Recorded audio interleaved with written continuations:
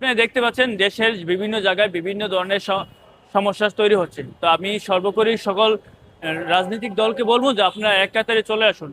দেশে আমরা দেখছি এনসিপি এবং জামাতে মিলে যে এই দেশে একটা অপরাজনীতি চালাচ্ছে, এই রাজনীতির শেষ কোথায়? আপনি দেখছেন যে বিভিন্ন জায়গায় হামলা মামলা এই যে শিকার হচ্ছে, বিভিন্ন দলের যে অংশগ্রহণে যে মারামারি হচ্ছে, এখানে দেখবেন কি আওয়ামী লীগে ঢুকে যাচ্ছে। তো এই বিশৃঙ্খলা সৃষ্টি হলে কি ওই দুই দলের বা কারোর না কারোর উপরে দোষ চলে যাচ্ছে। আর আমি দেখছি যে শিবিরের এক নেতা বলতেছে যে ছাত্র দলকে হুঁশিয়ারি করে বলতেছে যে ছাত্র দলের সন্ত্রাসীরা হুঁশিয়ার সাবধান। দেখেন আপনারা যে ছাত্র দলকে সন্ত্রাসী বলার আগে আপনারা নিজেদের দিকে একবার তাকান। আপনাদের অতীতের ইতিহাস কি? ছাত্র সংগঠন, খুনি সংগঠন কারা? এই যারা রকেট এরা কারা? দেশে অশৃঙ্খল করতে চায় কারা? যারা হকি স্টিক লাঠি নিয়ে একটি রাজনৈতিক দলের নেতাকর্মীদের উপরে ঝাঁপিয়ে পড়ুন, ওরা যখন পাল্টা হামলা করে আপনি সন্ত্রাস বলে চালিয়ে দেন। এই রাজনীতি ছাড়ুন, এই অপরাজনীতি ছেড়ে সুষ্ঠু ধারার রাজনীতিতে আসুন।